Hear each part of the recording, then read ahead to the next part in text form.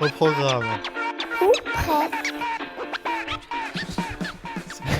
Et bonjour auditrices et auditeurs libres, bienvenue dans Programme ou Presque, l'émission irrégulière qui régale. Alors si durant les 2 dernières années vous n'avez pas eu l'occasion d'écouter nos émissions, on se demande bien pourquoi, précipitez-vous chez votre marchand de podcast, YouTube ou Spotify. Vous pouvez également aller jeter un œil sur notre page web au programmeopresque.sitew.fr pour trouver des ressources complémentaires. Alors aujourd'hui, nouvelle émission, nouvelle saison et nouvelle chronique, et vous allez voir, on a tout refait de fond en comble, vous n'allez pas être déçus. Mais tout d'abord, laissez-moi vous planter le décor.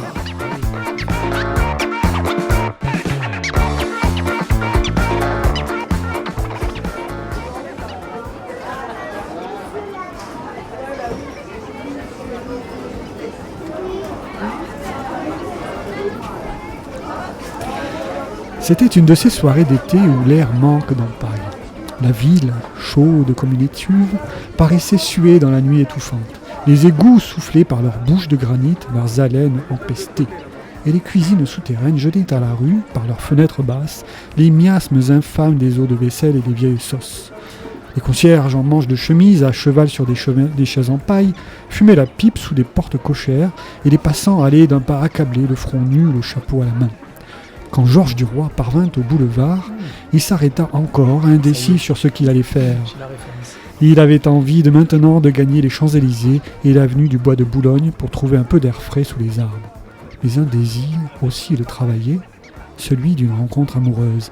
Vous aurez sans doute reconnu, jeune chroniqueur, les premières lignes d'un célèbre roman.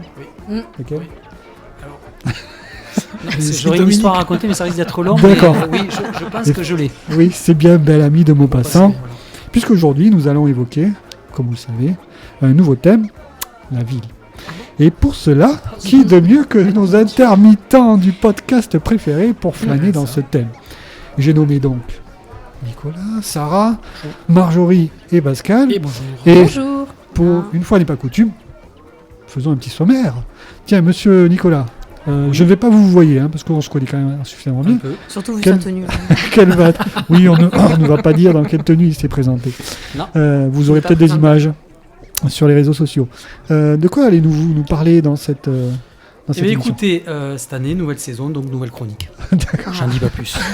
3 points de Voilà. suspension. C'est beau les sommaires, ça sert à ça. Suspense. Voilà. Sarah, est-ce que Oui. vous pourriez nous donner un peu plus d'indices Moi, quand je même serais sur... beaucoup plus clair. On va parler d'une chanson, tout simplement. Mais on ne sait pas laquelle. Non, mais qui parle de la ville, a priori. Voilà, donc ça pas revient à peu Mm. près au même que Nicolas. Oui, Pascal.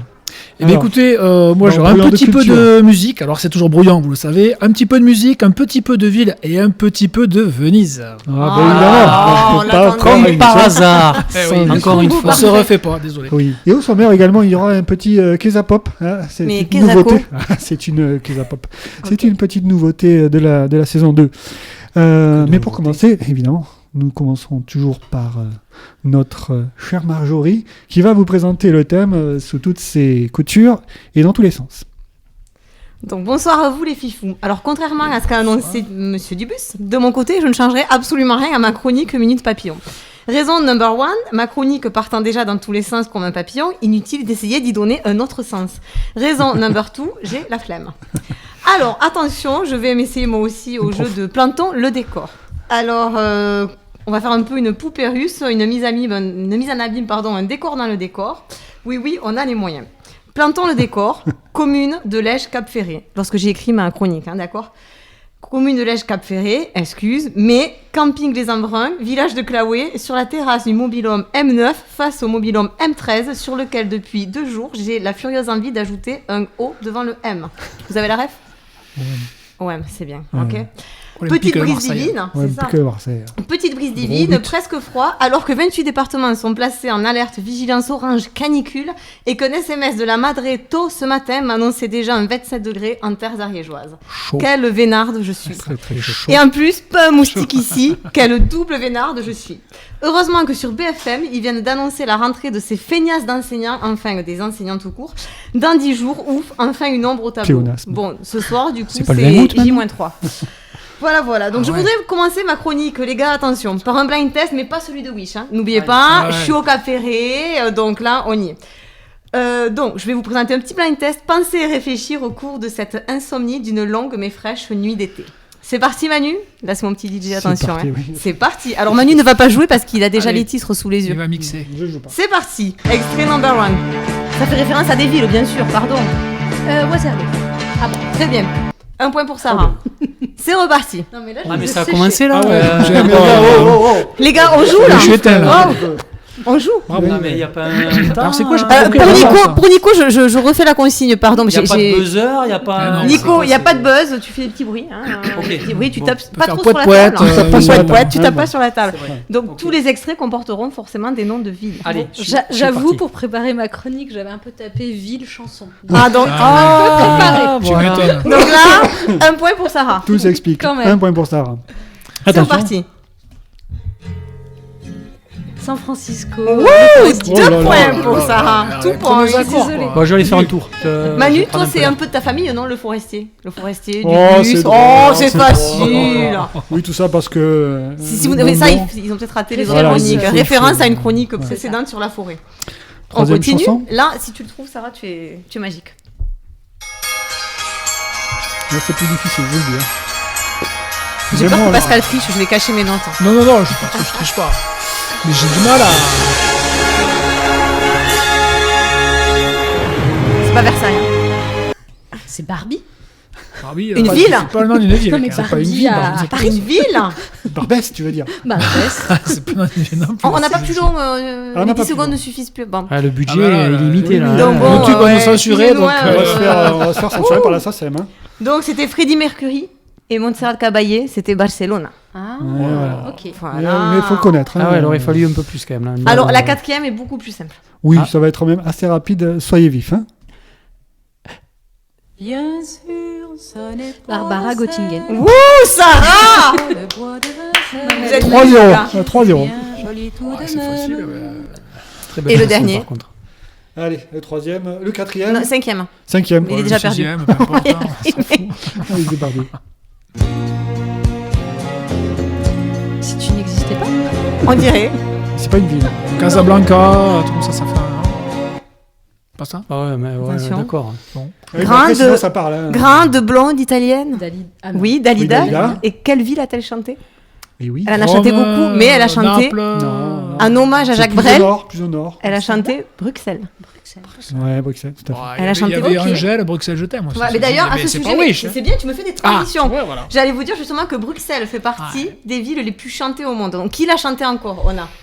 Pascal, tu avais. Ah oui, mais il y a. Tu Bon, as dit Angèle. Boulevard qui a des chanté Arts. Bruxelles Boulevard des Boulevard des Arts. Arts. Brel. Ouais, voilà. On en a d'autres?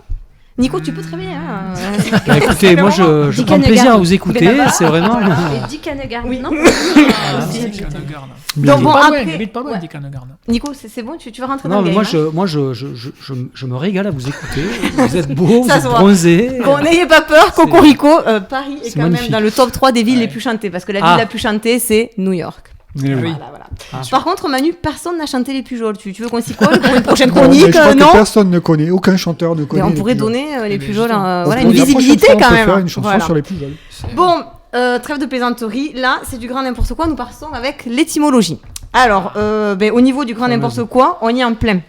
Le mot ville, comme nous l'entendons tous, tu sais, la concentration de maisons, de magasins, de pollution lumineuse, de pollution tout court d'ailleurs, eh bien ce mot vient du latin villa qui signifie maison de campagne. Donc, ils sont fous ces Romains, d'accord? C'est-à-dire que l'origine de la ville, c'est la campagne. Vous avez saisi? Ouais. Bon, mais si les Dora l'avaient saisi eux aussi, ça aurait été plus simple, je pense. Donc, c'est donc l'accumulation de cette maison dans la campagne avec toutes les petites maisons adossées qui a créé la ville au sens original du mot. Ok? Donc, on va s'arrêter là pour l'étymologie. Je vous rappelle que je reviens de vacances et je suis déjà fatiguée. Donc là, après la ville en chanson et avant les villes en citation, je veux un peu de sérieux pour les villes dans la littérature. Bon, là, je crois que nous pourrions faire une quotidienne jusqu'en septembre 2024, Oui, n'est-ce tout à pas? fait, oui, ça, c'est sûr. Étant donné que nous ne vivons pas encore de nos chroniques et que apparemment nous n'en vivrons très certainement jamais, n'est-ce pas Manu? Il faudra qu'on renégocie tout ça. J'avais promis des choses, mais Oui, mais voilà. Faut Donc, avoir j'ai- France Inter peut-être, c'est ça. mais c'est pas gagné. mais bon, pour le moment, voilà. Donc j'ai choisi de me Si vous concentrer écoutez. sur la ville de Barcelone, qui est déjà présente hasard. chez notre illustre Cervantes, où Don Quixote et Sancho voient la mer pour la première fois. Où ça? à Barcelone. À Barcelone. George Orwell. Tout le monde connaît George Orwell, mais Bien qu'est-ce qu'il sûr, fait à bien Barcelone? sûr. Pourquoi Oui, il c'est est à Barcelone? Qui a la réponse?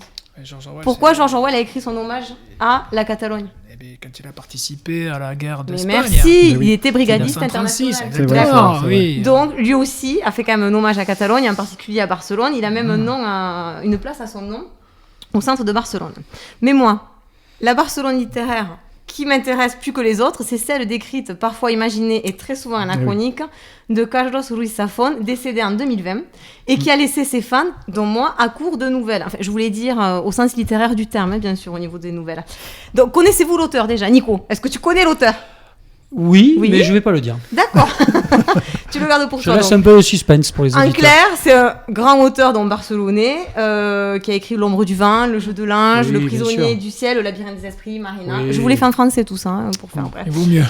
Voilà, donc c'est quand même un grand auteur qui est malheureusement décédé trop tôt en 2020. Dommage pour la littérature espagnole. Donc c'est une Barcelone brumeuse, sombre, mystérieuse et parfois fantastique qui dépeint dans son cycle Le cimetière des livres oubliés. Donc je fais ici un petit aparté, car je parle de cycle. Alors je parle pas de vélo, hein, car je vous rappelle que je suis au Cap Ferré, qu'on s'en cogne des kilomètres à vélo, d'ailleurs, ok, et que Mia me rappelait hier soir avant d'aller au lit qu'elle avait très très mal aux fesses, la pauvre.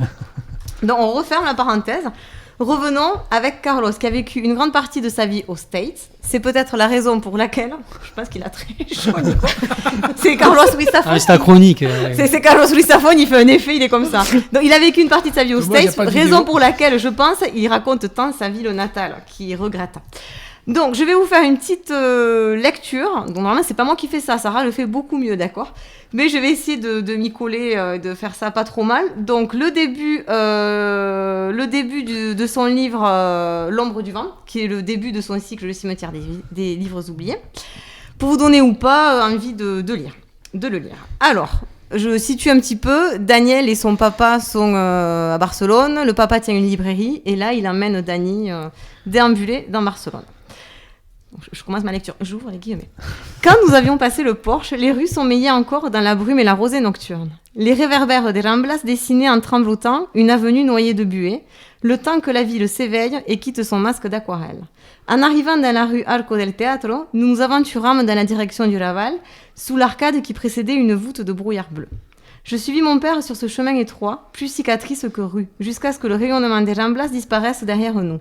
La clarté du petit jour s'infiltrait entre les balcons et les corniches en touche délicate de lumière oblique, sans parvenir jusqu'au sol. Mon père s'arrêta, devant un portail en bois sculpté, noirci par le temps et l'humidité. Devant nous se dressait ce qui me parut être le squelette abandonné d'un hôtel particulier ou d'un musée d'écho et d'ombre.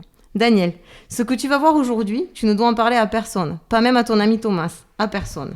Un petit homme au visage d'oiseau de proie et aux cheveux argentés ouvrit le portail. Son regard d'aigle se posa sur moi, impénétrable. Bienvenue, Daniel, dans le cimetière des livres oubliés.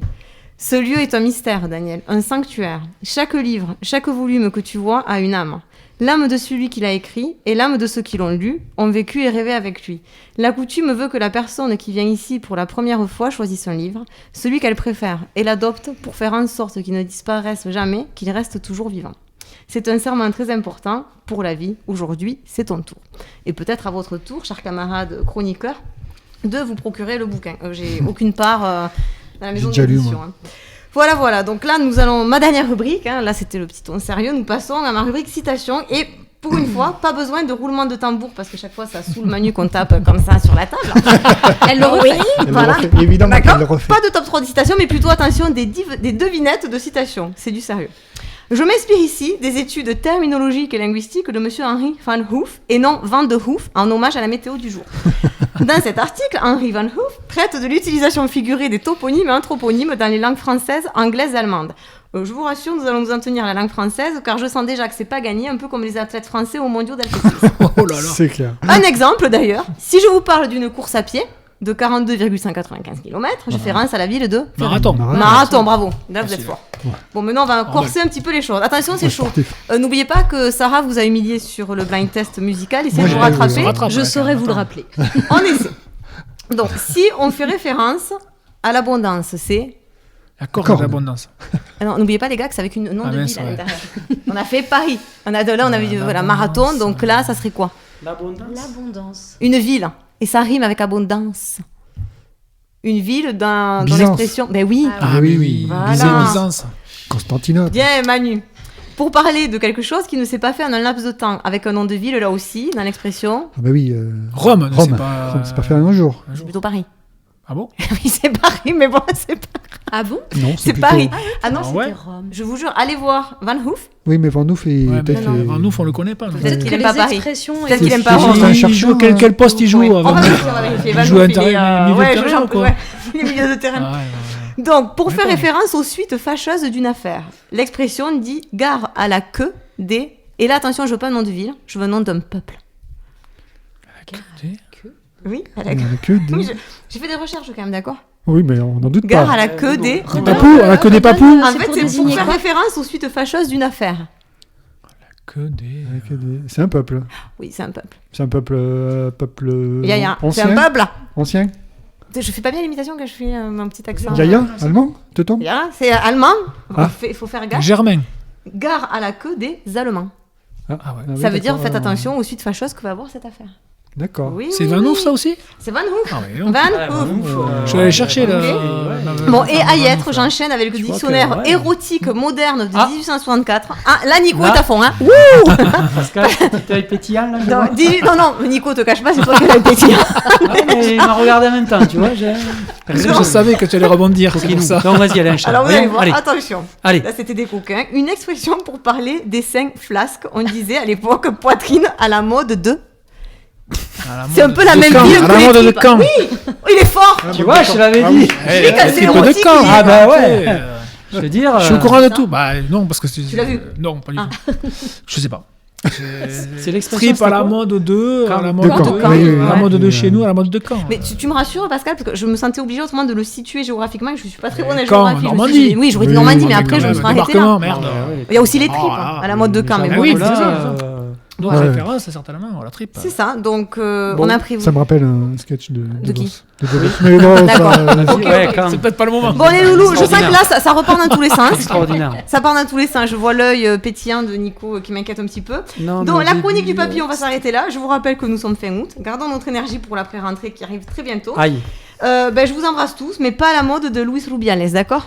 Non, ça c'est sûr. Ouais, hein. c'est clair. Quel- Et C'est moi, ça. je vais aussi vous lancer un défi. Merci beaucoup, Marjorie. On a cherché là des petits proverbes. Moi, je vais vous lancer un défi sur T'es chaud, Nico? sur une chanson. Donc, vous allez devoir Aïe, aïe, aïe, retrouver aïe. une chanson. Encore. Donc Ok. cette fameuse chanson dont on ne sait évidemment rien. Rien du tout. On verra. Au départ, Alors. quand le thème de la ville a été lancé, je me suis dit c'est riche, plein de perspectives, génial.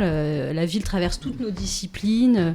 Je me revois ado en espagnol, improviser un dialogue dans une langue étrangère là pour m'orienter en ville. Je sais pas si t'as. Pour chercher la gare Ah, ou, exactement. La tourner à station. droite, Ouais, voilà. je Non, mais sais c'est pas. ça. Van der Star la Station. Cette même ville qui constitue l'un des thèmes majeurs pour tout géographe, comment on définit la ville, pas comment mal. elle évolue, etc. Et en littérature, je vais pas vous refaire la chronique de Marjo, mais voilà, c'est un Non, elle est personnage complète. essentiel. Moi, je pensais à Victor Hugo, à ses descriptions de Paris dans Les Misérables ou dans les Polars, donc on en a déjà parlé. Nous sommes d'accord. Malgré tout, aucun élément vraiment saillant ne ressortait quand je pensais à la ville. Seul un début de chanson me venait régulièrement en tête. Il s'agissait d'un thème un peu de musique électronique avec en arrière-plan un bruit caractéristique d'une grande métropole. J'aimerais vous le faire écouter. Détroit.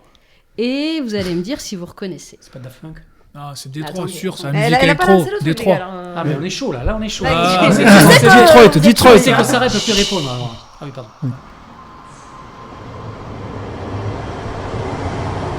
Oh, Berlin, Colin Berlin. Paul Kalkbrenner. Moi, je dis pareil que Pascal. Paul Kalkbrenner, Berlin. Colin Berlin. C'est pas Berlin. Et est-ce que vous avez le Ah, si, chanteur c'est ça. Paul Non, Kalkbrenner. je vais vous laisser juste le tout début. Non, mais là, vous auriez Ah, mais pu j'ai le reconnaître. même son. Je Vas-y, vous regarde. laisse. Je vous laisse. Ouais, remets un peu. Je remets un peu. C'est pas Berlin. J'ai débarqué Paris, d'un monde où on te Galfay. Bravo. Fine. Bravo. C'est Paris Métèque. Exactement. Merci beaucoup, Pardon. Pascal. Excusez-moi. Finalement, tu arrives à trouver des chansons. Et il y a 30 secondes, c'était Berlin. Ouais, c'est Berlin. C'est un peu. Géographiquement, c'est pas très Je peux loin, vous faire tu écouter vois. quand même parce que Lennox, c'est Paris Paul Berlin. Kalkbrenner, c'est un peu le même début. Quand même. Mais c'est Paris Métèque, effectivement. Exactement, bravo Pascal. Merci. C'est bien Gaël Faye. Il s'agit de sa chanson Paris Métèque, donc qui est sortie en Très, très bien. 2017 sur son excellent EP qui s'appelle Rythme et botanique. Je sais pas si vous connaissez. Ouais. Il fait suite Dans à, cette chanson, qui fait suite à Pili Pili sur un Pili croissant au Pili beurre. sur un croissant au beurre, son premier, exactement. Dans cette chanson, il raconte Paris à travers les yeux d'un migrant. Cette fascination en fait exercée par la ville lumière, par toutes les personnes qui arrivent, mais également les désillusions que peut engendrer l'arrivée brutale dans une ville étrangère. Comme elle a son habitude, en fait, c'est un texte ciselé, à la fois précis et très poétique. Il joue sur les mots, on a beaucoup de jeux de mots avec les différentes vagues migratoires qui sont arrivées et des références culturelles. Il parle de Da Vinci Code, il parle des roses, la vie en rose de Piaf. Exactement. Et on y parle, par exemple, des maçons italiens, des migrations nord-africaines, des migrations asiatiques. Bref. On peut s'intéresser également au titre de cette chanson, Paris Métèque, si on s'intéresse donc au titre, et plus particulièrement à ce mot Métèque. Alors Marina n'est pas là ce soir, elle nous aurait défini Pensez ce pour mot, on pense à elle. Avec plus de rigueur, en fait, ce mot Métèque, il vient du grec de loikos, qui est la maison, et de méta, qui signifie changement. Donc il désigne à la base une personne qui a changé de résidence. Et dans la Grèce antique, il désignait un statut, en fait, ces étrangers qui n'avaient pas le droit de vote dans la cité athénienne. Ce mot a voyagé à travers les siècles et il nous est arrivé pour désigner des choses un peu moins, chouettes, un peu plus péjoratives. On repense à Moustaki et à sa gueule de Métèque, ce juif errant, ce pâtre grec. Et ce qui est intéressant dans cette chanson, en fait, c'est que Gaël Faye redonne de la dignité à ce mot Métèque. Il nous parle de la richesse du mélange, du métissage, du fait qu'une ville, en fait, rassemble une multitude d'histoires singulières et que dans ces singularités, on a un même élan, en fait, la recherche d'une vie meilleure, d'une certaine universalité.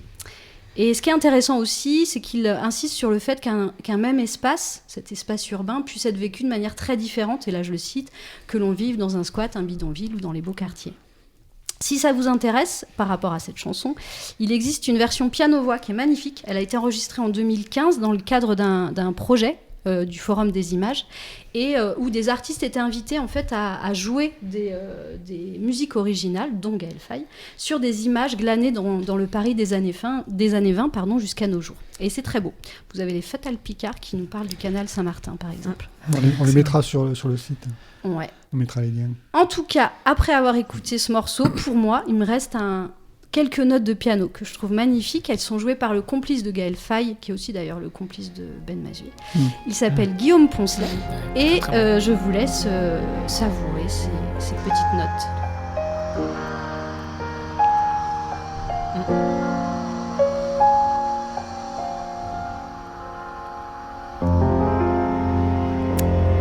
Eh ben, merci Sarah. Est-ce que vous avez reconnu aussi le bruit urbain quand même? Ouais. Oui. C'est une... Ouais, moi aussi. Une vague. C'est ce que je sortais, ça. C'est vrai que il y a des vagues aussi en ville. À Hein. Paris, Oui. C'est Ouais, des vagues. la Seine, ouais. c'est vrai. La Pour les JO. Seine, dans laquelle on va se baigner. La scène. C'est ça. La Seine. Bon, bah, très bien, merci Ouais. Sarah. Bah, Merci. alors c'est l'heure du. Mais est-ce que ça serait pas l'heure du Kezapop? C'est parti. Bon alors, le principe du Kezapop, c'est très simple. Il n'y a hein. pas de principe. Il n'y a pas de principe. Mais c'est déjà à base de pop pop pop pop. Voilà. On peut pas. C'est Kezapop, moi là c'est Kezapop. Alors c'est 3 questions. Donc c'est pareil, c'est une petite compétition quand même. Hein. Évidemment en référence avec la ville. Et on est plutôt sur de la géographie. Vous voyez, on a traversé un peu toutes les disciplines. On va faire un peu de géographie. Donc il y en a qui ont peut-être la pression là. Moi, Bon. beaucoup. Après, je pense que comme Nicolas, pour m'en a rien trouvé, il a un petit peu plus la pression que moi. Alors, Nicolas, les questions, C'est du Nicolas. déjà, les deux premières questions, c'est pas comme au bac, Il a c'est fond. vraiment difficile. Là. Vas-y, Donc chaud. il va falloir que vous ne trouverez pas la ville ce sans sera doute, coopératif. Ah ouais. mais peut-être que vous pourrez trouver par indice. Hein, voilà, Ok. Vous posez des questions et puis moi je réponds pas, je m'en fous, je fais ce que je veux. Ouais. Alors, Ça m'étonne. première Ah, question, Barcelone. pas du tout. Quelle est la ville? Alors on s'entend, hein, pour une ville, hein, plus de 20 000 habitants. Oui, d'accord. Pas les Quelle plus est la jaunes. ville Ok. la plus haute du monde? Quito. Non, pas Quito. Ça, on parle pas de capitale, hein, on parle de ville. La Paz. C'est une capitale, mais c'est Quelle- pas. est-ce que tu Il peux faut nous pas que ça soit donner une capitale. le La continent Paz, c'est haut. Bah voilà, alors proposez-moi un continent. D'après vous, où est-ce Amérique que du c'est Sud. Amérique du Sud. Amérique On est du dans Sud. la Cordillère des Andes. Cordillère des On Andes. est dans la cordillère Oh, des d'accord, Andes, après. effectivement. Ouais, mais elle est connue la ville, Elle est si pas tu nous connue. sors Elle un est pas nom. très- elle est C'est le pas Machu très Picchu connue. Mais non, c'est Ouais. pas le Machu Ah, mais Picchu, si parce tu que nous ça sors sera un plus nom. personne. Je vous ouais, demande, existe. parce Ah oui, il y a là-bas. plus de 20 000 personnes. Ils sont morts, en plus de fait. 20 000. Il y a même plus de 50 000 habitants hein, dans cette ville qui est située à près de 5 000 mètres d'altitude. C'est en Argentine? Ce n'est pas en Argentine. Vous avez... Bolivie. Au Pérou. On peut appeler C'est un au Pérou. animal ou pas? C'est au Pérou. 50-50. Euh, C'est au Pérou. Dis-moi, Siri. C'est pas Atacama. Pas droit au téléphone. Dis-moi, ChatGPT. Alors peut-être que vous connaissez, je ne sais Ça pas si commence vous par Ah, connaissez. je connais Arequipa. Arequipa. Arequipa, commence ouais, tout ce voilà. que je connais, mais je pense pas. Ça s'appelle la Rinconada. La Rinconada. La Rinconada. Ah. Qu'est-ce que ça veut dire en espagnol? Rincon, c'est le coin. C'est le coin. Bon. Est-ce que je peux appeler ma fille Rapidos. Oui, c'est vrai. Elle était au Pérou. Peut-être qu'elle a visité oui, Rinconada. peut-être. Mais ça m'étonnerait qu'elle soit montée si haut. Moi, je connais aussi Parce que Rinconete et c'est Cortez. dangereux de monter si haut. Et il faut savoir qu'à 5000 mètres d'altitude, il y a 50% d'oxygène en moins. Oui.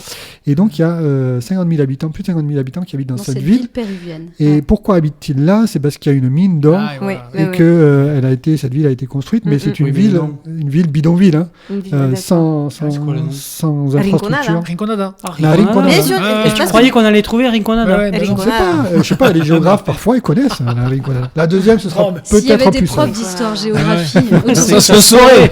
Bah Et oui. à 5000 mètres d'altitude, ils arrivent encore à faire pousser des pommes de terre et d'autres légumineux parce qu'avec Ah, le mais, système ouais. de culture En même en temps, terrasse. Il devait être Ils sont bon en énormes. trail quand même, les gars. Oui, Ah oui, c'est très bon. courir, et justement, Et avec chaque année, 25 kilos sur le dos. chaque année, il y a des études scientifiques qui sont faites sur, Le pour, globule rouge à fond sur cette population qui a muté et qui a donc à développer des capacités physiques Mais- que personne Elle court à n'a. cloche-pied Mais maintenant. je crois qu'ils ont une Moi, c'est championne facile de pour trail qui est péruvienne, hein, qui Oui. court en tenue traditionnelle, il me semble. Ça, c'est au Chiapas, au Mexique. Ah, c'est au Mexique, je Ouais, je ils courent sais avec des plus. claquettes Après, il y a et une tout, course, ouais. oui, il y a une course. Parce qu'il y a un mais, gros truc C'est un aussi truc de de fou, trail ça. au Pérou. Putain, ouais. mais comment c'est possible? ouais. Bon, donc la Rinconada, elle est Rinconada. la On ville a va. Je le sortirai entre. Les dernières habitations sont même à 5300 mètres d'altitude. Ah oui, quand même. Alors, deuxième question. Ouais. Alors, la ville est beaucoup plus connue, Ah, Ok. mais c'est pas sûr que vous la trouviez quand même facilement. Vas-y. Quelle est la ville la plus basse du monde? Rotterdam. non. Aux Pays-Bas Ce n'est pas aux Pays-Bas. C'est beaucoup plus bas que les Pays-Bas. C'est beaucoup plus bas que les pays. C'est- Cap Ferré Océan Indien. Venise, Non, Venise. Océan Indien plutôt. Ce n'est Venise. pas l'océan Indien. Donc, on est. Pas le Bengale. Est-ce que vous connaissez la mer, qui est un grand lac, qui est à moins 450 mètres d'altitude? La mer morte. Moi, je prends plus du plus. C'est la que mer du moins. morte. Ouais. Ah, C'est la Donc, mer c'est- morte. tu vois. Donc, c'est Eh, une c'est ville pas mal, qui hein. se situe près de la mer morte. En c'est une ville, Jordanie, quasiment- Jordanie, ça. Biblique. Alors, c'est pas en Petra. Jordanie, Non. c'est pas en Jordanie. C'est plutôt en Cisjordanie d'ailleurs. Ah oui, c'est en Cisjordanie. D'accord. Donc, en fait. Quelle est cette ville mythique Ah mince. Pascal, je te laisse. C'est soi-disant la plus vieille ville du monde d'ailleurs. Dis Siri. Ah, Quelle est la- Moi, C'est j'ose pas- même pas parler, j'ai peur de dire une connerie. Naplouse, non, non. non, Naplouse, non, c'est en non, Cisjordanie. Il y a encore 20 000 habitants. On est près du Jourdain. On est à 4 km du Jourdain. Gérard Jéricho. Jourdain Jéricho. Jéricho. C'est Jéricho. Et bravo Sarah. Bravo. Sarah Bravo. des potes tout aujourd'hui. hein. C'est Jéricho. Ah, attends, on a donné des indices quand même. Je suis désolé. Hein. Oui, oui, c'est vrai. Oh, c'est vrai. ouais. Mais Jéricho, sachez-le, elle est à moins de 250 mètres d'altitude. Moins de 250 mètres. Ouais. Et oui, monsieur, Bien. dame. Et oui. Donc, vous saurez que des villes peuvent avoir des altitudes très, Ouais. très négatives. Mais maintenant, il va nous dire quelle est la ville la plus au centre. Voilà. La plus au milieu. Voilà, la plus au milieu. Bon, la ville allez. au milieu. Là, l'Empire plus simple. Dernière question de ce qu'est Zapop. New York. Barcelone. Alors, ça, c'est les réponses. Moi, je vais vous donner des réponses et vous allez me donner. Oh là là. Il a fait un- bref. Si c'était Bien si compris. compliqué, je serais pas venu. hein. Le gars, il fait des capsules. Donc, il a on fait a la parlé pédagogie inversée, d'écrivains, quoi. on a parlé de Il a fait villes. la pédagogie inversée, Je vais vous il faut. proposer quelques villes et vous allez me proposer Des questions. quelques écrivains Ok. que ces villes ont Qui inspiré. ont écrit dessus. Bon, Mm. c'est pas là, franchement, je pense que c'est faisable. Lisbonne, Voltaire. Ah oui, le tremblement de terre. Tremblement de terre. Ah oui, c'est vrai. pas mal. C'est pas ça. Bon, allez, C'est j'arrête ça là. Mais tu C'est bon. pensais à quelqu'un d'autre. Oui, un Ouais. portugais, un écrivain Ouais, portugais bien sûr. qui a beaucoup écrit sur Lisbonne. C'est Fernando bon, Voltaire. Pessoa. Pessoa. Pessoa. Voilà. Alors là, Ah, Pessoa. Moi, si je Pour joue au foot, tiens, Marjorie, elle va savoir. Non, tu me mets pas la pression comme ça, s'il te plaît, parce que là, je vais dire une connerie. Pour Mexico. Je sais pas. J'ai peur de dire. Il a un 3. Non, c'est C'est plus Pardon. Veda. Eh ben oui, Mexico, C'est Mexico, Pulveda, Mexico. non, Comment il non. s'appelle Pas lui Carlos Fuentes. Ah. Carlos Fuentes. Bon, New York. Ah, mais New New York. York, New York. Un jour, j'ai. Mais non. Oui, il peut y avoir Sinatra, c'est Bah, vrai. Paul ça Auster. restera. Paul Auster. Moi, j'ai alors, tellement peur de dire des conneries maintenant, tu vois. non, que... non. Paul Auster. Paul Auster, ou bien Salinger aussi, qui a, dans la Ouais. Trappe-Cœur, il y a un passage sur New York. Bon, je Téléphone. vais pas redemander Carlos Fuentes, Barcelone, hein, Gringo parce que Guerrero. Ouais, c'est facile. Voilà. Zapon ne l'a fait. Londres, tiens. Albert Londres, c'est pas ça? Merde, désolé. Non, mais c'est vrai que Orwell, là, non. Londres. ouais. Hemingway. Il avait écrit un truc, non Orwell. Je crois. George Orwell. Ouais, Orwell, on a pas écrit sur on le Londres cite à toute Sur Londres, les je sais sources, pas, hein. je suis pas sûr. Non, peut-être- Jack l'Éventreur. Celui qui a fait.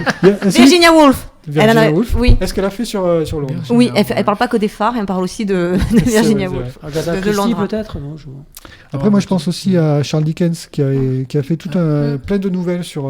Ce qui est compliqué, c'est qu'en fait, il faut qu'on pense comme Manu, d'accord? Parce qu'il y Non, a mais un moi, je éventail pense- de possibilités, il faut Même passer pas, comme voilà, lui, ok? il n'y a pas de réponse en fait. Après, moi, Il je peux propose vous en des- citer d'autres, Et, j'en ai trouvé d'autres. Excuse-moi, mais je les sur connais pas. Mexique, tu parlais de Carlos Fuentes, mais de quel bouquin? De Gringo Viejo? Alors. De quoi? Non, si tu veux, Duquel j'aimerais que tu me cites. Hein. je vais te le trouver. Merci. On a dit qu'on n'avait pas droit à l'ordinateur. Les hostilités sont Les ouvertes. hostilités sont Non, lancées parce sur que son montage. je pensais pas que tu allais citer Carlos Fuentes. Non, en plus, je l'ai là-haut, mais. Mais c'est pas je Gringo m'en rappelle Viejo? plus. Non.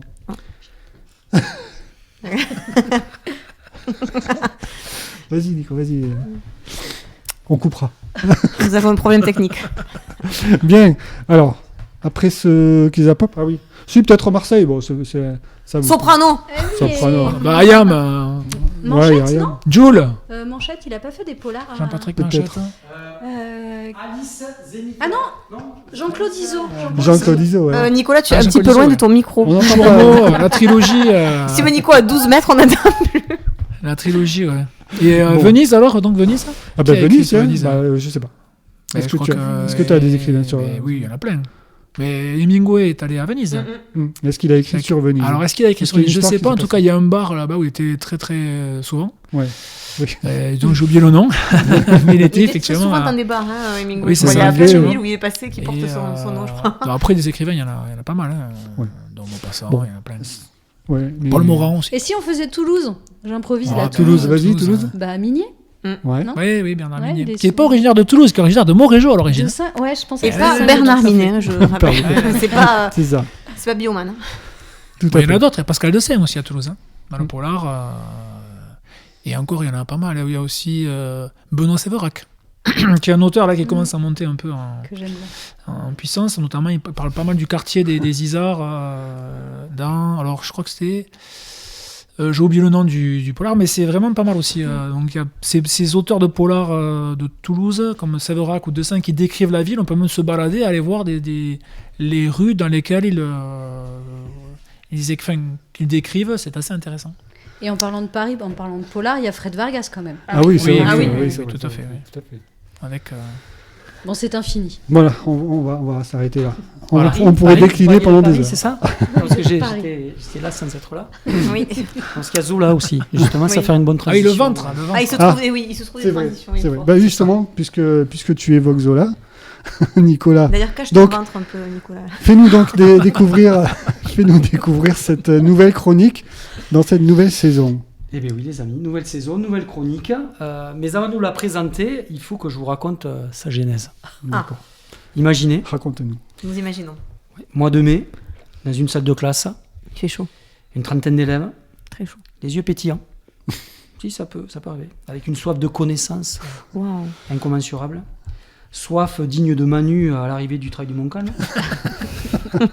Étude d'un texte de Zola. La grande figure du 19e siècle, hein, pas le rappeur. Parce que je pense que si vous dites à un élève Zola, il risque de ramener au rappeur. Donc, texte de Zola. Avec un petit rappel, hein, une étude de son projet, avec les élèves donc.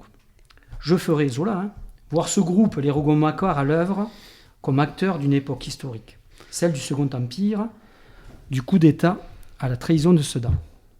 Ainsi, cette œuvre formera plusieurs épisodes, et donc dans ma pensée, celle de Zola, hein, pas la Pas mienne, la tienne.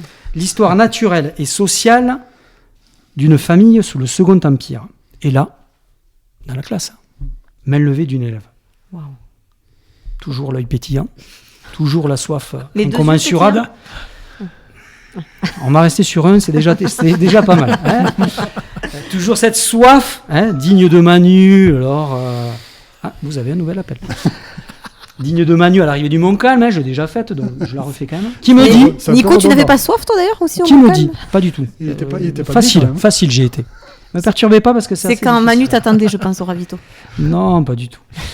Donc une élève donc lève la main, l'œil pétillant, soif de connaissance, et qui me dit, Je peux aller aux toilettes. en gros, monsieur, c'est comme une série Netflix. Celui-là. On va suivre l'histoire d'une famille. Ah ouais, elle me dit. Comme les Kardashians. Cela doit être top.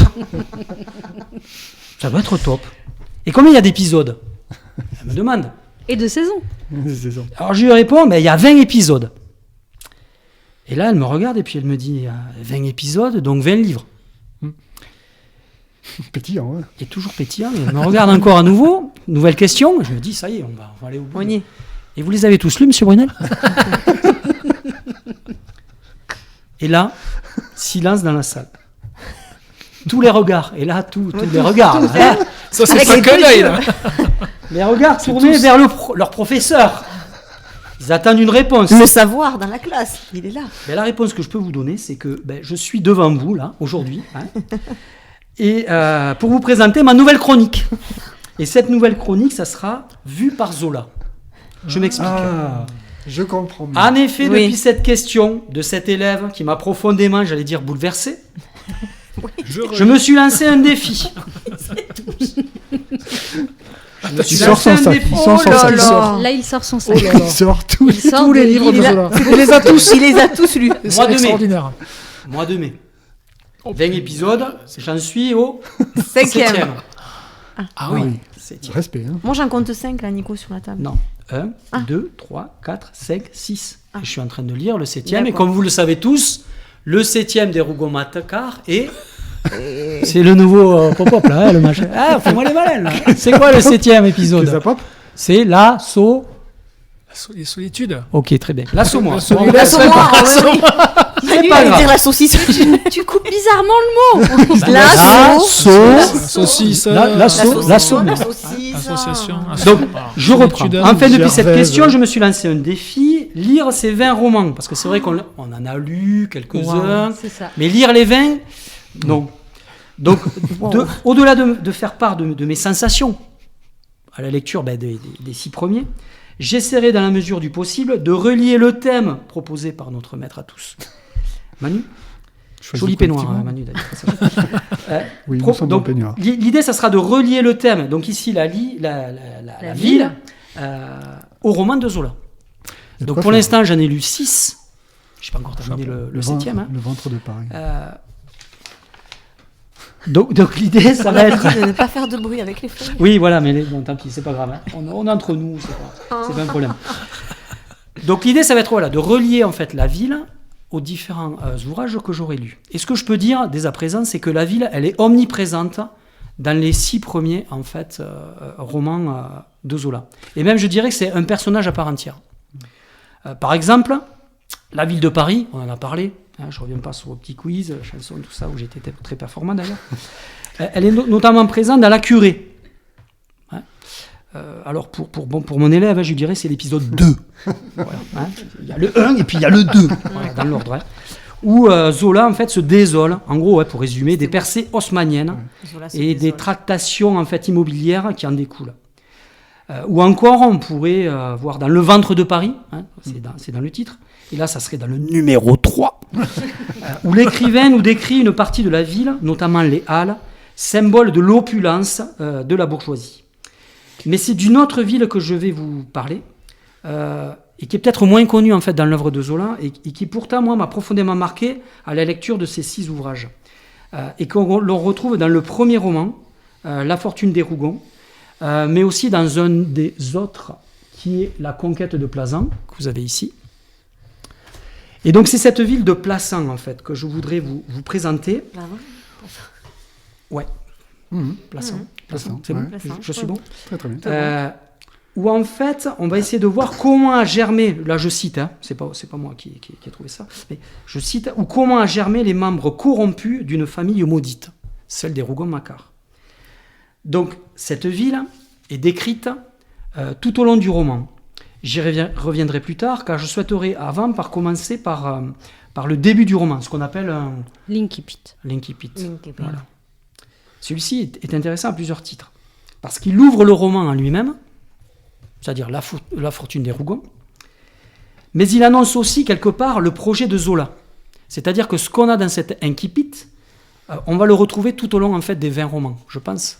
En tout cas, qu'on le retrouve déjà dans les 6 premiers romans. Et je rappelle donc, l'idée c'est de raconter l'histoire naturelle et sociale d'une famille sous le Second Empire, les Rougon-Macquart. Donc Zola commence son roman par décrire un terrain vague, ce qu'il appelle l'ère Saint-Mitre, qui est à proximité de la ville où la mort est omniprésente. C'est assez curieux, début du roman, et je vais vous lire quelques passages, si vous me permettez, monsieur. Oui, bien sûr, monsieur. Monsieur Dubus. C'est l'édition où on lit beaucoup. Hein. Alors, là, Peut-être qu'on va retrouver la page. Là, il faut que je retrouve la page. Quand même. Sur les 853. On n'est pas arrivé à Loche. Vous Alors, connaissez cette page expression 4365. Page 39. Anciennement, il y avait là un cimetière, placé sous la protection de Saint-Mitre, un saint provençal fort honoré dans la contrée. Les vieux de Plassans, en 1851, se souvenaient encore d'avoir vu debout les murs de ce cimetière, qui était resté fermé pendant des années. La terre, que l'on gorgeait de cadavres depuis plus d'un siècle, suait la mort, et l'on avait dû ouvrir un nouveau champ de sépulture à l'autre bout de la ville. Abandonner l'ancien cimetière s'était épuré à chaque printemps, en se couvrant d'une végétation noire et drue. Ce sol gras, dans lequel les fossoyeurs ne pouvaient plus donner un coup de bêche sans arracher quelques lambeaux humains, eut une fertilité formidable. De la route, après les pluies de mai et les soleils de juin, on apercevait les pointes des herbes qui débordaient les murs. En dedans, c'était une mer d'un vert sombre, profonde, piquée de fleurs larges d'un éclat singulier. On sentait en dessous, dans l'ombre des tiges pressées, le terreau humide qui bouillait et suintait la sève. Une des curiosités de ce champ étaient alors les poiriers aux bras tordus, aux nœuds monstrueux, dont pas une ménagère de Plassans n'aurait voulu cueillir les fruits énormes. Dans la ville, on parlait de ces fruits avec des grimaces de dégoût. Mais les gamins du faubourg n'avaient pas de ces délicatesses, et ils escaladaient la muraille par bandes le soir, au crépuscule, pour aller voler les poires avant même qu'elles fussent mûres. Donc vous voyez que ce préambule, cet incipit, est un peu particulier, puisqu'on a une omniprésence de la mort. Donc on associe dès le départ cette famille des Rougon-Macquart, cette ville de Plassans, à la mort. D'ailleurs, et c'est là où c'est paradoxal, c'est que juste après cette description assez mortuaire, c'est un espace où on va avoir une rencontre amoureuse entre deux personnages. Bon, je ne rentre pas dans le détail, mais c'est quelque chose que l'on retrouvera tout au long, en fait, en tout cas de ce que j'ai lu pour l'instant, des 6 romans, cette ambivalence entre la mort et l'amour. Puis si l'on continue la lecture, cette ville est aussi un espace cloisonné. Page 74. Je vous ennuie pas trop là, ça va ? Pas du tout. Non. Tout va bien ? On est surpris même. On est tout oui. Comme pour s'isoler davantage et se mieux enfermer chez elle, la ville est entourée d'une ceinture d'anciens remparts qui ne servent aujourd'hui qu'à la rendre plus noire et plus étroite. Vous voyez encore cette idée, je ne fais pas une étude du champ lexical, mais la noirceur est omniprésente, comme si on associait encore une fois. Il s'ouvre mon petit. Vous pouvez pas voir, t'as mieux. Donc la noirceur entre cette ville et cette famille. Donc une ville liée à la mort, une ville cloisonnée et une ville divisée. Page 75. La population de Plassans se divise en 3 groupes. Autant de quartiers, autant de petits mondes à part. Je vous passe les détails, mais en gros, d'un côté, on a les nobles, d'un autre, on a la bourgeoisie, et enfin, on a le groupe qui travaille et végète dans le vieux quartier. N'est pas aussi nettement déterminé, c'est ce qu'on appelle le peuple. Les ouvriers y sont en majorité, mais on y compte aussi les petits détaillants et même quelques gros négociants. Voilà. Donc, espace dit à la mort, espace cloisonné, espace divisé en groupes, et c'est donc dans ce milieu, je cite Zola, je donne pas la page, vous la retrouverez vous-même, hein. C'est dans ce milieu particulier que végéta jusqu'en 1948 une famille obscure et peu estimée, dont le chef est Pierre Rougon, le fameux. Enfin, et je terminerai par là, parce que je sens que je vous ennuie un petit peu. Non, ça m'a donné envie de Enfin, commencer. Je commence à le lire. cette ville de province fut aussi le théâtre de manigances politiques, que l'on retrouvera là aussi dans de nombreux romans, et notamment le dernier que j'ai lu, son Excellence Eugène Rougon. Manigances politiques, à l'origine d'ailleurs de la fortune des Rougon, hein, d'où le lien avec le titre. Hein. Et notamment dans ce fameux salon jaune. Alors je vais faire court, mais en gros, ce salon jaune va être à Plassans le lieu où les Rougon vont accueillir en fait des notables locaux qui vont tout faire pour que les Rougon arrivent au pouvoir dans cette ville. Voilà. Et petite parenthèse, c'est que je trouve que sur les six petits romans là que j'ai lus, la couleur jaune est aussi omniprésente. Je lance la perche si un jour on a un petit hop sur la couleur. Voilà. Il y aurait quelque chose à faire, je pense. Il y a une thèse à lancer là sur la couleur jaune en fait, qui revient systématiquement dans tous les 6 que j'ai lus. La couleur jaune est omniprésente et souvent associée en fait au Rougon Macquart. Et pour montrer, c'est lié à la noirceur en fait des différents personnages. C'est pas lié à traîtrise aussi. Péjorativement le jaune. Quelque chose, voilà quoi, et qui est très intéressant quoi. Voilà, lorsque on a cette comment dirais-je, cette vue sur les différents romans. Et donc, je conclurai donc ma chronique, hein, cette nouvelle chronique vue par Zola, pour répondre à cet élève dont je ne citerai pas le nom pour pas qu'elle se reconnaisse. On ne sait jamais si elle nous écoute. Non, je n'ai pas lu les 20 romans, mais je suis en train de les lire et j'espère d'ici un an pouvoir en faire. Pouvoir lui dire oui, je les ai lus. J'ai réussi. Voilà. Je l'ai fait. Pop. Allez. Merci Nicolas. Merci beaucoup. Merci Nico. Bah, tu me tends une vraie perche, hein, parce que si toi tu as étudié Zola, si tu as relu Zola, et moi c'est un autre auteur que j'ai relu, d'ailleurs on en avait parlé pendant l'été. Oui. Alors mes chers amis, mon cher facteur, après avoir exploré quelques cartes dans la saison 1, qui a duré 2 ans, je m'en vais cette année, si vous n'y voyez pas d'inconvénient, ouvrir une agence de voyage virtuelle, intitulée sobrement Google Voyage. Peut-être qu'on raclera des fonds d'ailleurs, avec Google. On va être payé. On va être payé. C'est nous qui allons le payer peut-être. Alors pour commencer, j'imagine que vous connaissez cette célèbre citation. Si t'es pauvre, tu peux toujours voyager grâce à Google. Non, sans doute pas. Attribué à Napoléon III en réponse à un pauvre paysan qui se plaignait de ne jamais avoir de vacances. Feignasse de pauvre. Donc vous connaissez sans doute Google, à ne pas confondre avec Gogol, Nicolas de son prénom. Et lui aussi, il en a parlé beaucoup de ces villes, Saint-Pétersbourg. Saint-Pétersbourg, exactement. Célèbre écrivain russe que j'adore personnellement. Ou bien Glu-Glu, le super-héros, que vous connaissez peut-être moins bien. On est la colle. Non, le Glu-Glu, ça existe, j'ai vérifié. Ou bien encore le Gloubi-Boulga. Le plat préféré de Casimir, ce dinosaure horrible à la voix orange, ou l'inverse, qui traumatisait de pauvres enfants prisonniers d'une île imaginaire. Alors, pour être absolument précis, le nom de Google provient du mot Gogol, du vrai mot Gogol, qui signifie 10 à la puissance 100. De là à dire que Google nous rend Gogol, il n'y a qu'un pas, ou plutôt un mètre, si l'on se réfère à l'échelle utilisée dans les versions françaises de Google Maps. Bref, après cette lamentable introduction dont le visée était de vous présenter cette nouvelle rubrique, revenons à la célèbre apostrophe de Napoléon III pour évoquer ce que la grande chanteuse à ballet Désirless a transformé en hymne. Voyage. Ça, je connaissais, tu vois. Je l'avais la référence là. Pas attentif. J'espère qu'elle écoute pas quand même. Parce que... Alors cet été, justement, j'ai peu voyagé, concentré que j'étais sur les cours à préparer, évidemment, et la biographie de Gabriel Attal. Et le pacte enseignant et les œuvres de Flaubert à lire ou à relire. Tu prends quoi, Manu, alors, dans le pacte Je suis sûr, on ne parle pas.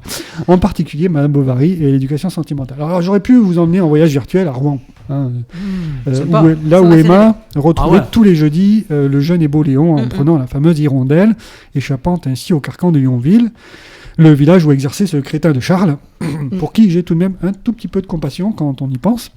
Rouen, dans les rues de laquelle elle s'est perdue quelques jours avant de se perdre définitivement en faisant une overdose d'arsenic. Non, je ne vais pas non plus vous emmener à Auroville, peut-être que vous connaissez, près de Pondichéry en Inde, ville utopie qui vient de fêter ses 50 ans d'existence et dont la structure urbaine mériterait plus qu'une chronique. Non plus à Neuf-Brisac dans le Haut-Rhin, imaginé par Vauban, et dont les fortifications ont échappé miraculeusement aux affres du temps et des guerres, Je ne vous parlerai pas non plus de Neom ou The Line en Arabie Saoudite. Ce projet urbain démesuré et absolument effroyable qui ne verra sans doute jamais le jour, et c'est tant mieux. Et tant mieux. Non, éloignons-nous des utopies urbaines pour explorer un territoire urbain des plus conventionnels. Gijón, en Espagne, ou Gijón, comme disent les puristes. Gijón. Donc le temps que vous tapiez le nom de la ville sur votre téléphone, votre tablette, votre Minitel ou que sais-je, ou Dis Siri. votre Gijón. ordinateur, Gijón. elle va pas reconnaître Gijón. Gijón, hombre. Laissez-moi vous présenter la situation géographique de la ville. Alors Gijón se trouve... Dijon ou Gijón? Gijón se trouve dans les Asturies, au nord-ouest de l'Espagne, sur la façade atlantique. Alors pourquoi avoir choisi Gijón, Parce que tu y as été en vacances. me direz-vous? Ne spoil pas. Pardon. Et pourquoi pas, vous répondrai-je. En fait, il s'avère que cet été, en effet, tu le sais, Marjorie, j'ai découvert n'étais pas cette avec lui. ville. J'ai découvert cette ville à l'occasion d'un petit voyage d'agrément, comme on disait dans le temps. Et sans savoir exactement pourquoi, je suis tombé sous le charme de cette cité. Mais avant d'entrer de plein pied dans la ville, allons explorer ce territoire via Google Maps. Alors le premier mot qui me vient en observant, si vous l'avez sous les yeux, en observant ce territoire depuis l'image satellite, c'est le mot croissant. Un croissant tourné vers le nord, vers l'Atlantique, vers la Bretagne et la Grande-Bretagne. Délimité au sud par une ceinture périphérique constituée par l'autoroute A8 et un cordon routier pénétrant l'immense zone industrielle à l'ouest de la ville. Oui, allez chercher. J'y suis. Alors oui, dit comme ça, je vous envoie pas du rêve, mais on est dans une vraie ville, monsieur dame. On n'est pas dans Emily in Paris, Josh in New York ou Robert à Deauville. On n'est pas non plus sur Instagram. On est à Gijón. Poursuivons donc avec cette image satellite. Que nous dit-elle de la ville? 3 ensembles apparaissent à l'ouest. Un territoire en forme de langue noire remontant une vallée. Territoire marqué par le charbon et la sidérurgie avec le port du Musel. Je n'entre là non plus dans les détails de l'histoire industrielle, je vois que vous faites l'amour. Au centre, la ville habitée, avec ses pâtés d'immeubles, ses artères perpendiculaires et ses infrastructures culturelles, administratives et sportives. Et je ne peux pas évoquer cet espace, et Pascal me comprendra sans doute, je ne peux pas évoquer cet espace sans évoquer avec émotion le stade El Molinón, le plus ancien stade d'Espagne datant de 1908. Un stade dans la ville, peut-être le plus beau stade du monde parce qu'il vit en permanence, connecté au reste de la ville par la présence dans l'ancêtre même de café, d'un supermarché, d'un centre de formation, d'un spa, d'une salle des sports, etc. Un vrai stade qui vit 24 heures sur 24, 7 jours sur 7. Et puis cette pelouse douce comme la soie, ces tribunes raides comme un chêne centenaire proche des joueurs qu'on aperçoit par le bout de la lorgnetta El Molinón te quiero. Et observer la situation de ce stade en interface entre la ville populaire et les quartiers de l'Est. Justement à l'Est, que voit-on? Des résidences pavillonnaires, souvent cossues, construites sur les coteaux et situées à l'exact opposé du territoire industriel. Allez savoir pourquoi. Bon, mais vous allez me dire, Manu, tu nous fais pas trop voyager, là encore, et vous avez en partie raison, puisque les cheminées d'usines, les centrales à charbon, les stades de foot ou le gaz liquéfié, ça vous fait pas rêver. Approchons-nous de Gijón, et zoomons. Si vous observez bien, toutes les grandes pénétrantes, les axes pénétrants, convergent vers la plage de la ville, celle de San Lorenzo. Alors même que la ville en possède 2 autres, celle du Ponant et celle d'Arbeyal. Mais voilà, le grand avantage de la plage de San Lorenzo, par rapport aux 2 autres, c'est qu'elle est la plus éloignée de la zone industrielle, bordée par 2 éperons rocheux. À l'ouest notamment, celui de Cima de Villa, centre historique et cœur battant de la ville, où l'on trouve en sous-sol des vestiges de magnifiques thermes romains. Et si vous zoomez encore, vous découvrez 2 sculptures emblématiques de la ville. Côté ouest, l'éloge de l'horizon, ode au voyage maritime, mais dont je ne dirais pas qu'elle a provoqué chez moi les mois des premiers amours.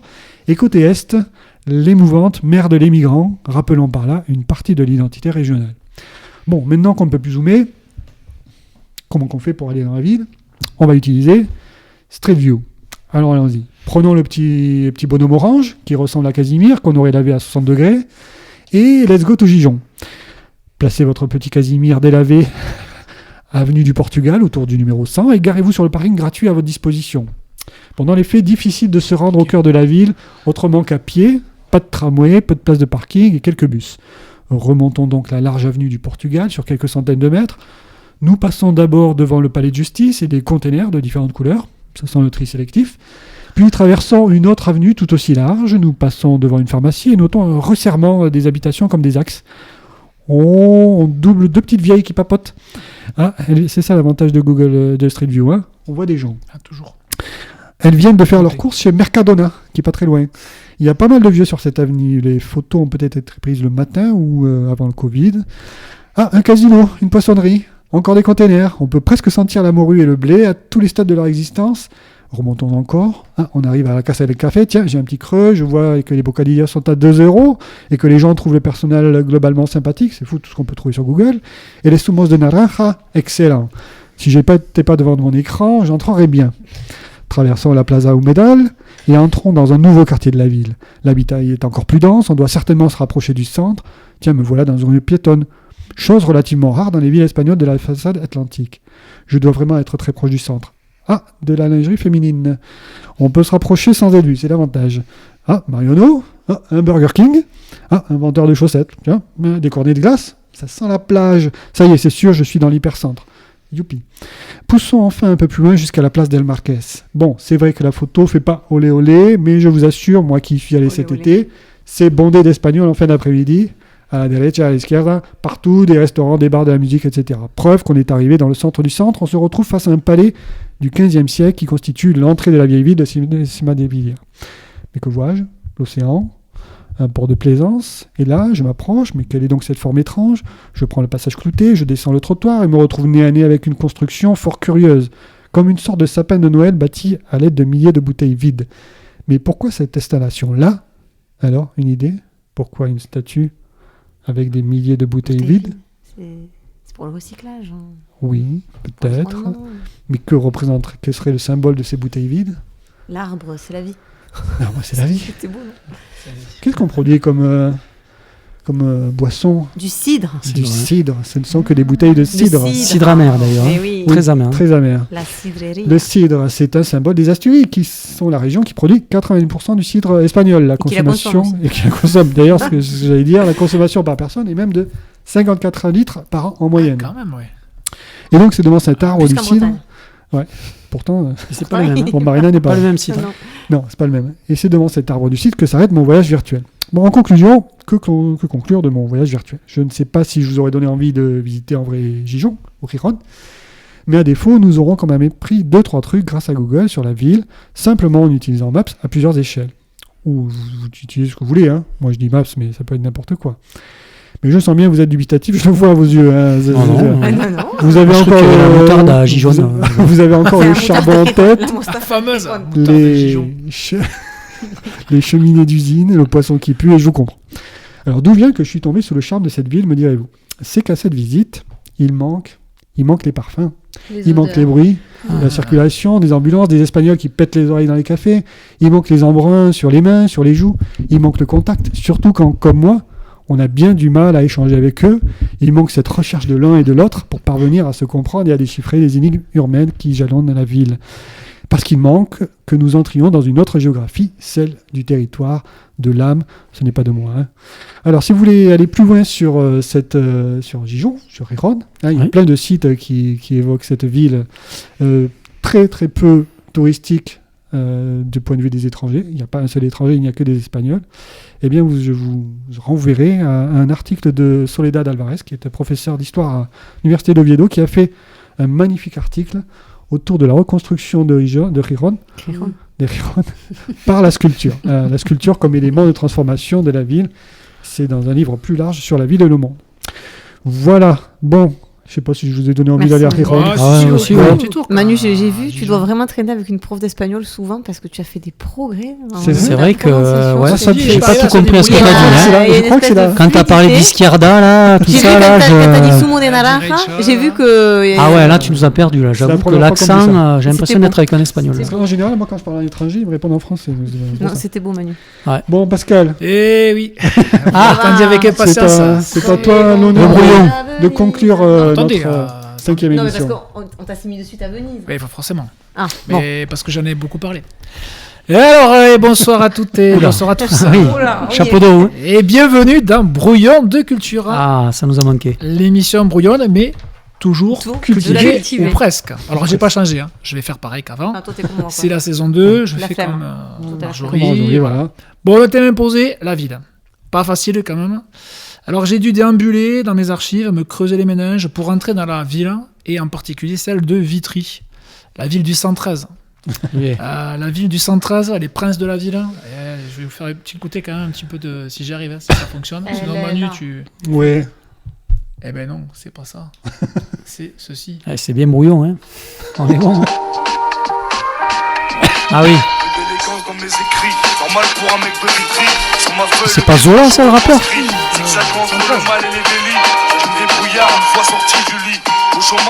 Bon, on vous fera écouter, ça sera sur le site.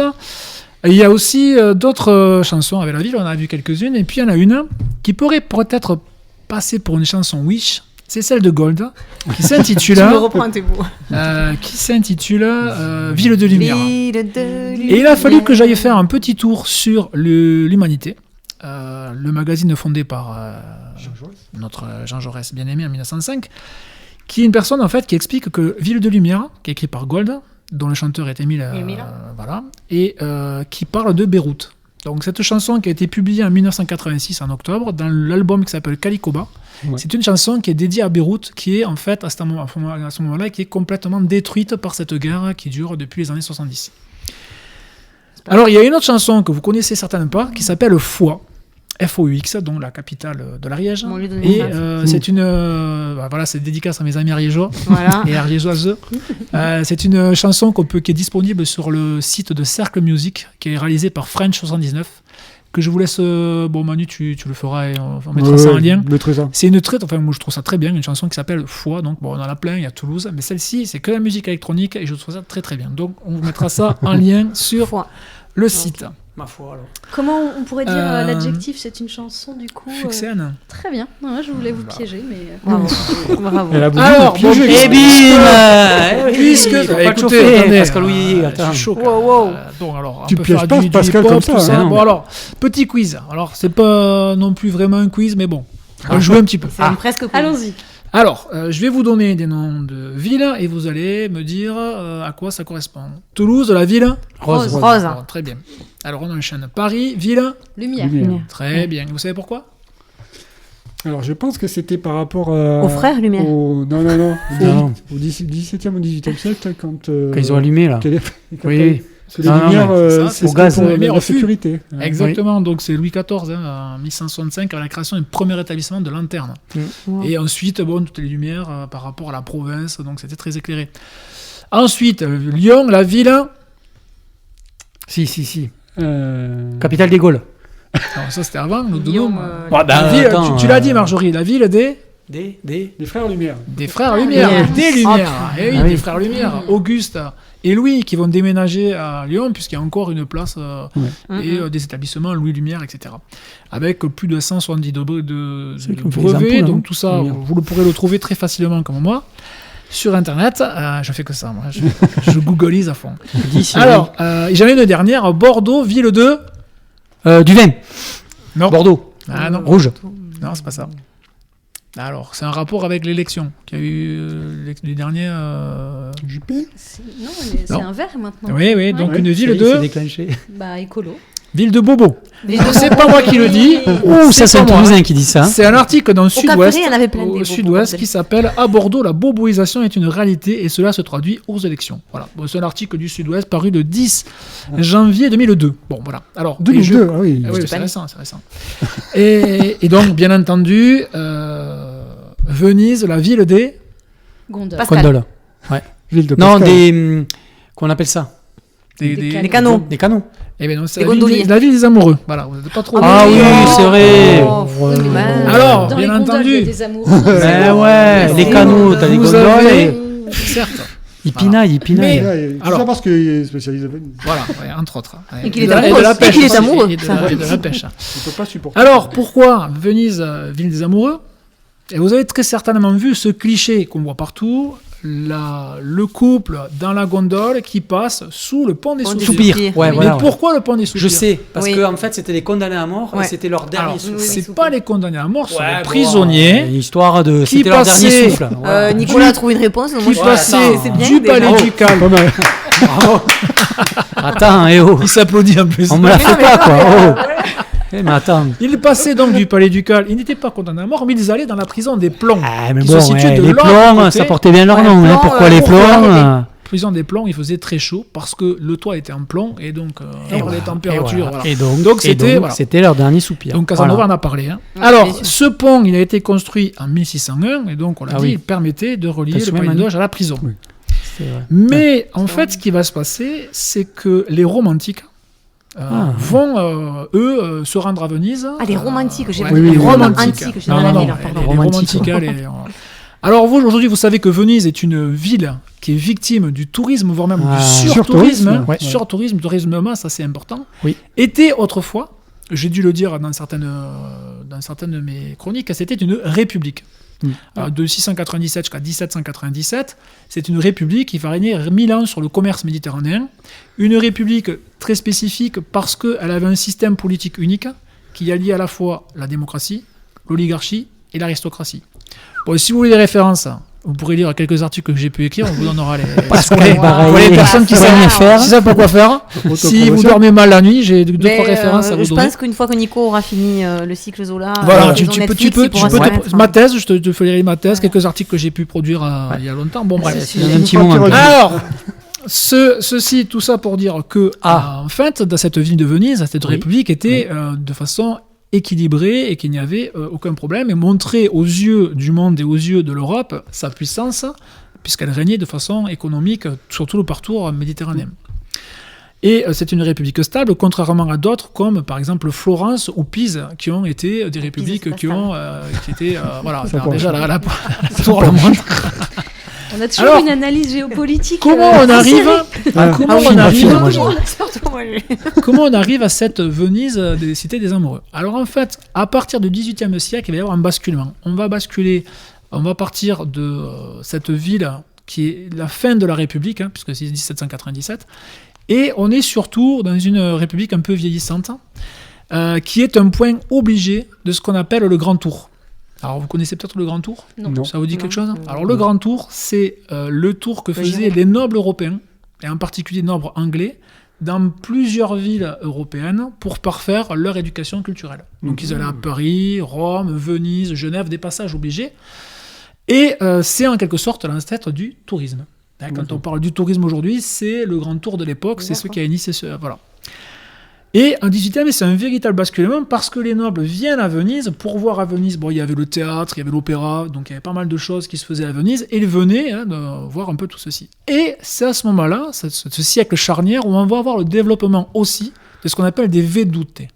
Les vedute, ce sont des vues de Venise, dont les principaux peintres de ces vedute, ce sont Guardi, ce sont Bellotto, et le plus connu, c'est Canaletto. Et en fait, ils vont utiliser une chambre noire, un peu comme la photographie, pour faire une description minutieuse et très détaillée de la vie quotidienne de Venise. Donc, ces vedute vont être achetés par les aristocrates. Exactement, qui vont ramener ceci dans leur pays, puisqu'en fait, les vedute, la particularité, c'est un peu l'ancêtre des cartes postales, pas de tourisme sans carte postale en réalité, et donc ils vont ramener ça chez eux, et donc ils vont faire venir là aussi du monde. Et en 1797, alors ces vedute, les vedute vont s'éteindre après avec la mort de Canaletto, c'est-à-dire à la fin du 18e, et à partir de la fin de Venise, au mois de mai 1797, quand le général Bonaparte arrive, et donc il prend Venise au même titre que la Révolution, en quelque sorte, Venise sera vendue aux Autrichiens, bon bref. Et cette Venise millénaire, cette république va s'effondrer pour laisser place à une ville éloignée finalement de toutes ces conquêtes en Méditerranée. Et c'est là vont arriver le tourisme, et en particulier ce qu'on appelle les romantiques. Ces romantiques, comme par exemple Georges Sand, Alfred de Musset, qui vont arriver, eux, non pas à cheval ou autre, mais avec le chemin de fer. C'est-à-dire que le chemin de fer arrive aussi avec les romantiques. En 1846, la gare de Santa Lucia, qui est une marque de mozzarella, aussi. Vous pouvez regarder. Donc, va arriver à travail, toi, en géo là-dessus. Et donc, les plus connus... Santa Lucia, elle existe toujours, d'ailleurs. Oui, bien sûr, bien entendu qu'elle existe. Donc, directement sur le Grand Canal. Quand vous sortez de la gare, vous avez vu sur le Grand Canal. Donc, les plus connus de ces romantiques, c'est Georges Sand, Alfred de Musset, qui ont habité un temps à l'hôtel d'Agnelli, mais aussi Lord Byron, dandy anglais, qui va faire reconnaître cette ville de Venise aussi en Angleterre, ainsi que le peintre anglais Turner, qui va faire de magnifiques tableaux de la vie... Non, Patina, non. C'est William, je crois. Et donc, de magnifiques tableaux.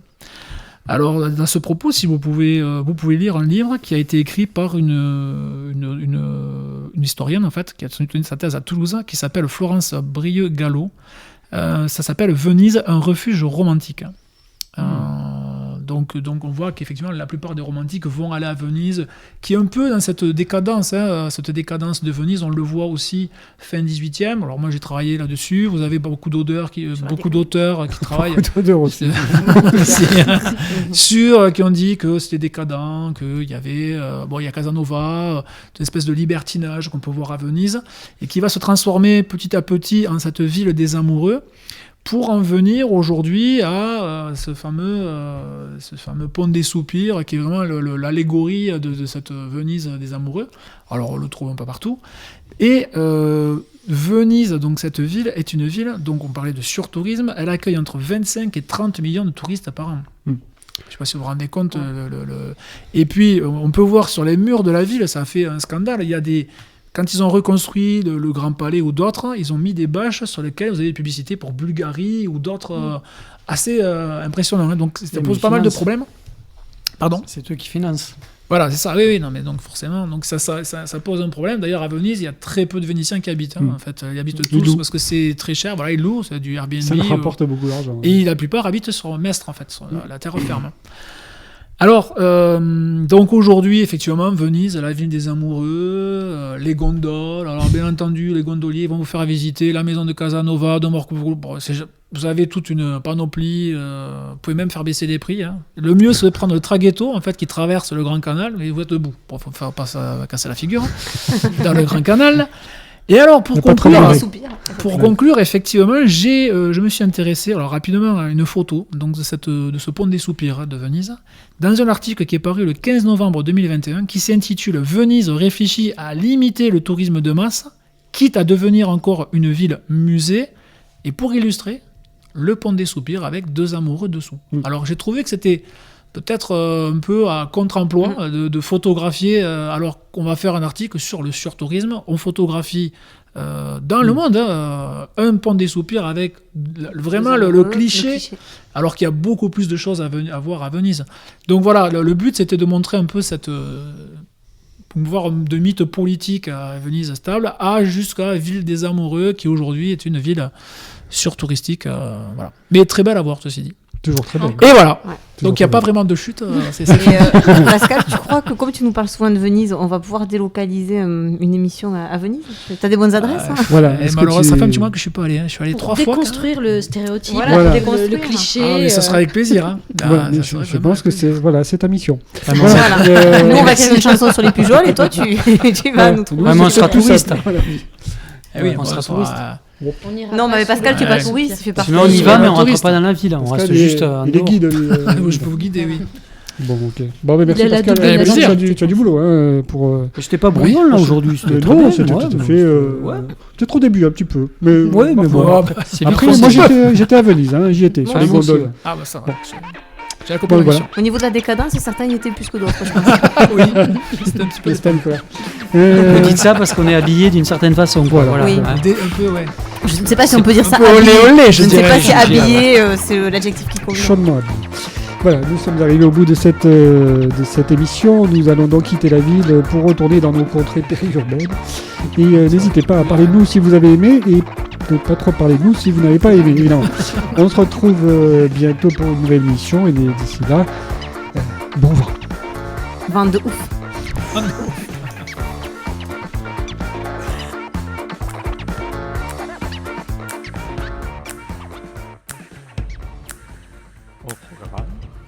Ou presque.